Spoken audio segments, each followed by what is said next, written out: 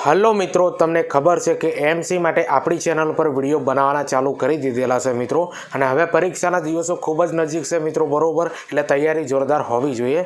તો MC junior clerk માટે ખૂબ ઉપયોગી પ્રશ્નો જે અમદાવાદ સિટીના અંદરથી મિત્રો, અને આ ભાગ 5 છે, બરોબર. તમને ખબર છે મિત્રો, અમદાવાદ સિટી, અમદાવાદ જિલ્લા અને એમસીના અંદરથી તમારી આ એમસીની એક્ઝામના અંદર 15 માર્ક્સનું પૂછાશે મિત્રો, બરોબર. 15 માર્ક્સ એટલે બહુ મોટો ભારાંક કહેવાય છે. અગાઉ મેં મિત્રો અમદાવાદ સિટી જિલ્લા માટે મિત્રો તમને ખબર છે ભાગ 1 થી 4 અપલોડ કરી દીધા છે. જે દરેક ભાગના અંદર 60 પ્રશ્નો છે મિત્રો, એ તમારે બધા જોઈ લેવાના અને તમારા મિત્રોને શેર કરી દેવાના.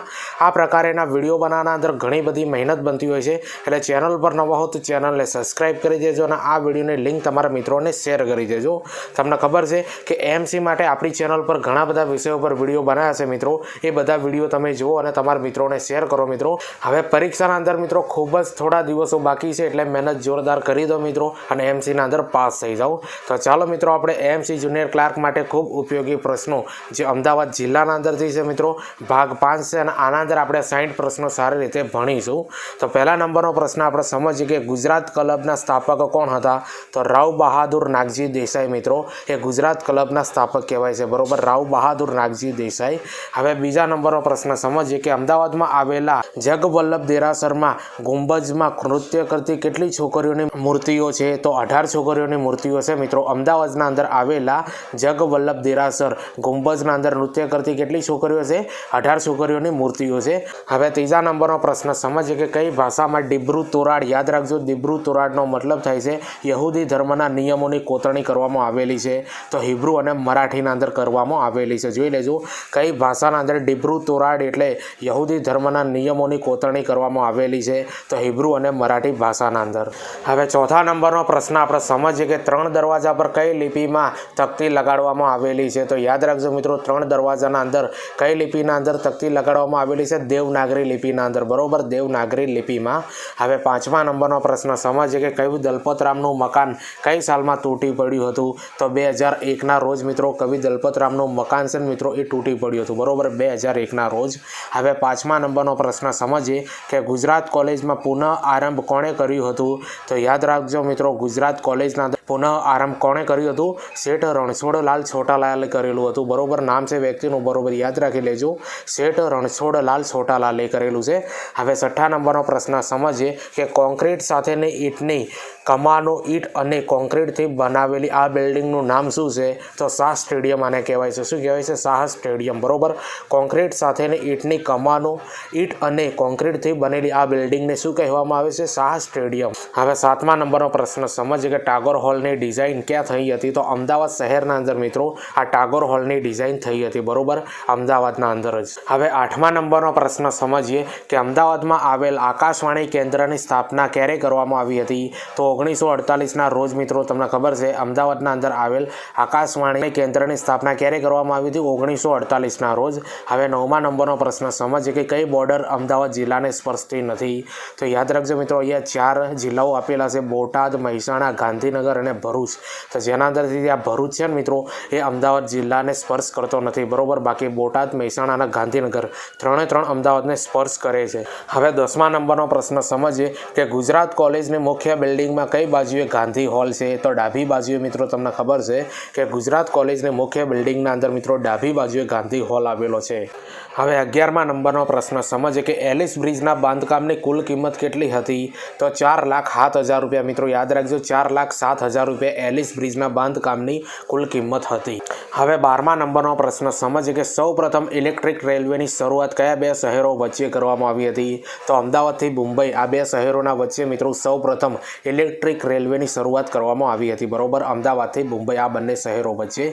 હવે 13મા નંબરનો પ્રશ્ન સમજીએ કે દરિયાખાનનો મકબરો કયા વર્ષે નિર્માણ થયો હતો? તો 1453ના રોજ મિત્રો દરિયાખાનનો મકબરો નિર્માણ કરવામાં આવ્યો હતો, બરોબર, 1453માં.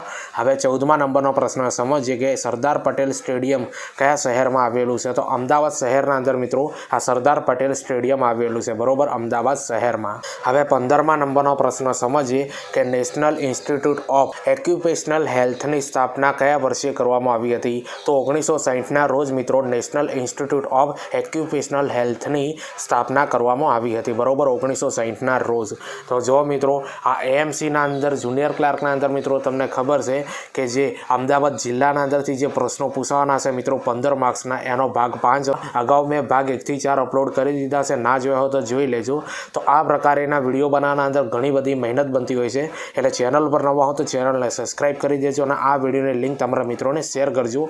અને તમારા માટે મિત્રો તમને ખબર છે હવે કે એએમસી માટે ઘણા બધા વિડીયો આપણી ચેનલ પર બનાવેલા છે, બરોબર. આ વિડીયોને ડિસ્ક્રિપ્શનના અંદર લિંક આપી દે, ત્યાંથી તમે બધા વિડીયો જુઓ, તમારા મિત્રોને શેર કરી દેજો, કારણ કે હવે તમારી એએમસીની એક્ઝામના અંદર થોડાક જ દિવસો બાકી છે, બરોબર મિત્રો, એટલે તૈયારી દબાઈને કરી લો.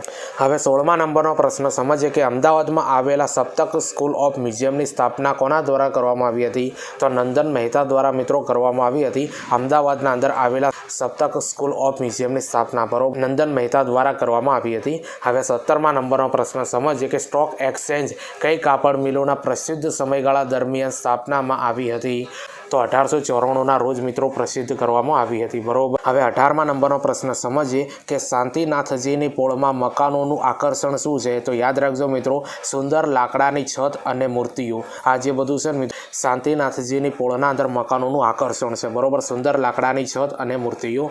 હવે 19મા નંબરનો પ્રશ્ન સમજીએ કે ભદ્રના કિલ્લાની સ્થાપના કોણે કરી હતી? તો સુલતાન અહેમદ શાહ મિત્રો છે ને, એમણે ભદ્રના કિલ્લાની સ્થાપના કરી છે, બરોબર, સુલતાન અહેમદ શાહે. હવે 20મા નંબરનો પ્રશ્ન સમજીએ કે અમદાવાદમાં આવેલ ગુજરાત ટેકનોલોજીકલ યુનિવર્સિટીની સ્થાપના વર્ષ જણાવો. તો 2007ના રોજ મિત્રો તમને ખબર છે કે અમદાવાદના અંદર આવેલું ગુજરાત ટેકનોલોજી યુનિવર્સિટીની સ્થાપના વર્ષ છે 2007. હવે 21મા નંબરનો પ્રશ્ન સમજીએ કે શાહ આલમ ગેટ સાડે આલમના મકબરાની કઈ તરફ છે? તો ઉત્તરની તરફે છે મિત્રો, યાદ રાખજો મિત્રો, જે શાહ આલમ ગેટ સાડે છે મિત્રો એ આલમના મકબરાની કઈ તરફ છે? ઉત્તરે છે. હવે 22મા નંબરનો પ્રશ્ન સમજીએ કે સરદાર પટેલ સ્ટેડિયમનું નિર્માણ કયા વર્ષે પૂર્ણ થયું હતું? તો 1966ના રોજ મિત્રો સરદાર પટેલ સ્ટેડિયમનું નિર્માણ પૂર્ણ થયું હતું, બરોબર, કઈ સાલના અંદર? 1966ના અંદર. હવે 23મા નંબરનો પ્રશ્ન સમજીએ કે ગુજરાત વિધાનસભાની પ્રથમ બેઠક અમદાવાદમાં કઈ જગ્યાએ કરવામાં આવી હતી? તો સિવિલ હોસ્પિટલના અંદર. તમને ખબર છે કે ગુજરાત વિધાનસભાની પ્રથમ બેઠક અમદાવાદના અંદર સિવિલ હોસ્પિટલના અંદર કરવામાં આવી હતી.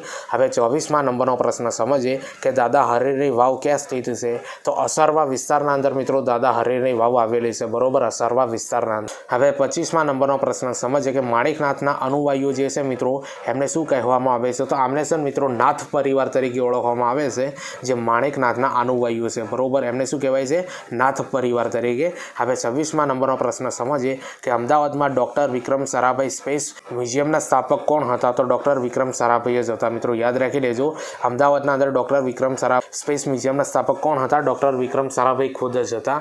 હવે 27મા નંબરનો પ્રશ્ન સમજીએ કે અમદાવાદમાં સૌપ્રથમ વીજળીનો ગોળો ક્યાં શરૂ કરવામાં આવ્યો હતો? ભદ્રના કિલ્લાના અંદર મિત્રો અમદાવાદના અંદર સૌપ્રથમ વીજળીનો ગોળો શરૂ કરવામાં આવ્યો હતો, બરોબર, ભદ્રના કિલ્લામાં. હવે 28મા નંબરનો પ્રશ્ન સમજીએ કે કયું કુળ અમદાવાદના પ્રાણી સંગ્રહાલય અને ઉદ્યાનોની સંકલ્પના સાથે સંકળાયેલું છે? તો રોબિન ડેવિડનું જે કુળ છે ને મિત્રો અમદાવાદના પ્રાણી સંગ્રહાલય અને ઉદ્યાનોની સંકલ્પના સાથે સંકળાયેલું છે, રોબિન ડેવિડનું કુળ. હવે 29મા નંબરનો પ્રશ્ન સમજીએ કે કવિ દલપતરામનો જન્મ ક્યાં થયો હતો? તો વઢવાણના અંદર મિત્રો કવિ દલપતરામનો જન્મ થયો હતો, બરોબર, વઢવાણના અંદર.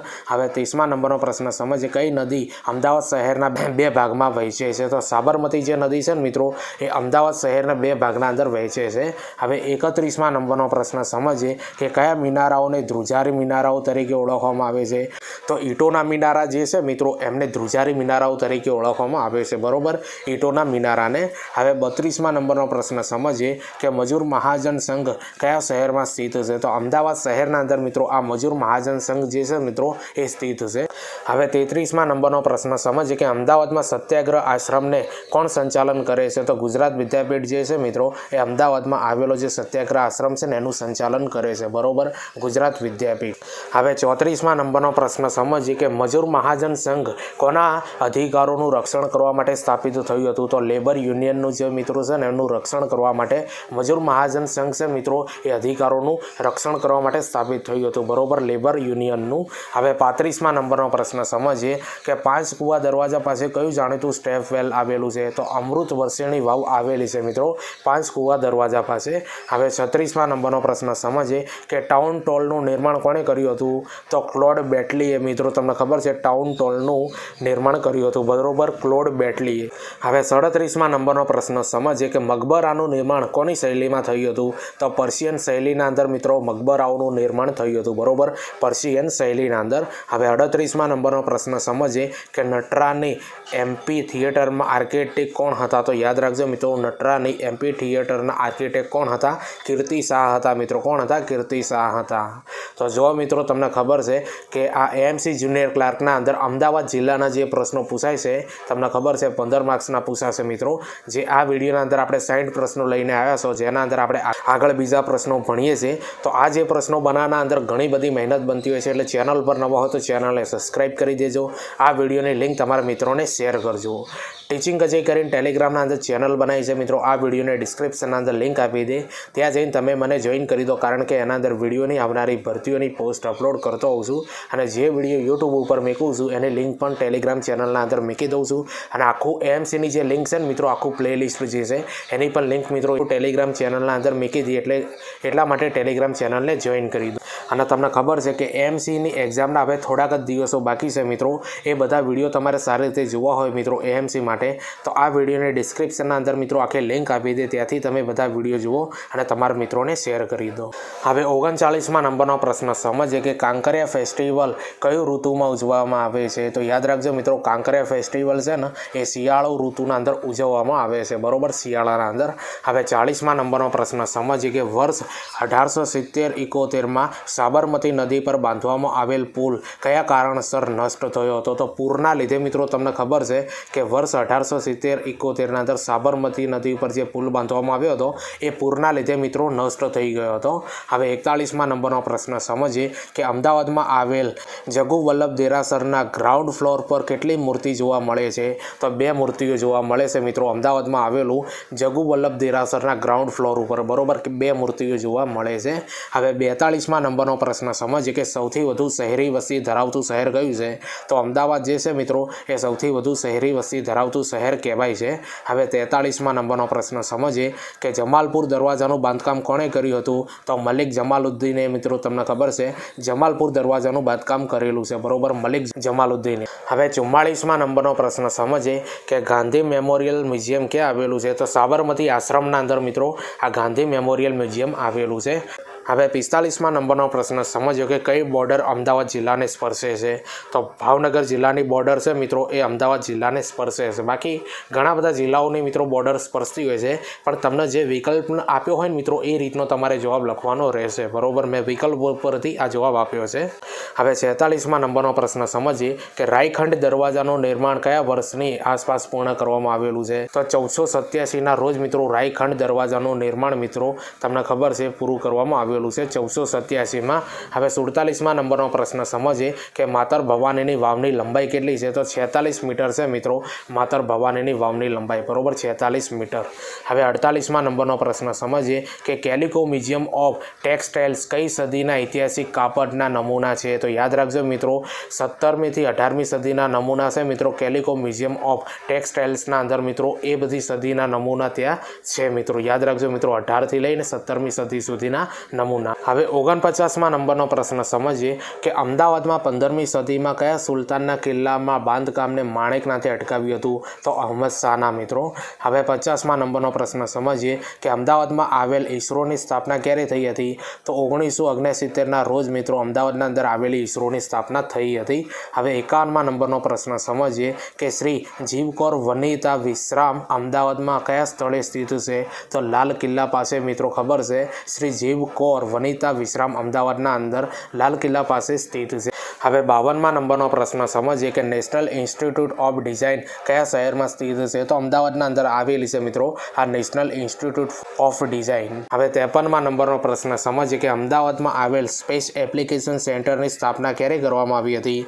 તો 1966ના રોજ મિત્રો અમદાવાદના અંદર આવેલી સ્પેસ એપ્લિકેશન સેન્ટરની સ્થાપના કરવામાં આવેલી છે, બરોબર, 1966ના રોજ। હવે 54મા નંબરનો પ્રશ્ન સમજીએ કે એલિસ બ્રિજનું નવું નામ શું છે? તો સ્વામી વિવેકાનંદ નામ છે મિત્રો, યાદ રાખજો મિત્રો, એલિસ બ્રિજનું આખું નવું નામ શું છે? તો સ્વામી વિવેકાનંદ બ્રિજ। હવે 55મા નંબરનો પ્રશ્ન આપણે સમજીએ મિત્રો કે અમદાવાદના સ્થાનિક વેપારીઓ માને છે કે માણેક બાબા સમાધિ અને અન્ય ધાર્મિક કેન્દ્રોના લીધે કયા વ્યવસાયમાં સમૃદ્ધિ આવે છે? તો બુલિયન, જ્વેલરી, કાપડ, શાકભાજી અને ખાણીપીણીના અંદર મિત્રો સમૃદ્ધિ આવે છે।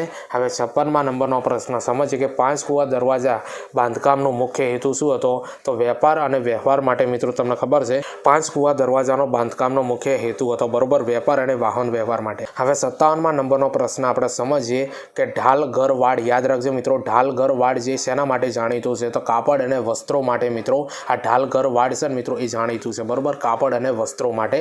હવે 58મા નંબરનો પ્રશ્ન સમજીએ કે અમૃત વર્ષિણી વાવને કયા નામે ઓળખવામાં આવે છે? તો કાટખૂણી વાવ તરીકે પણ ઓળખવામાં આવે છે મિત્રો અમૃત વર્ષિણી વાવને, બરોબર, કાટખૂણી વાવ તરીકે ઓળખવામાં આવે છે। હવે 59મા નંબરનો પ્રશ્ન સમજીએ કે CEPT, યાદ રાખજો મિત્રો, CEPT યુનિવર્સિટી કયા વર્ષે સ્થાપિત થઈ હતી? તો 1972ના રોજ મિત્રો CEPT યુનિવર્સિટીની સ્થાપના થઈ હતી, બરોબર, 1972ના રોજ।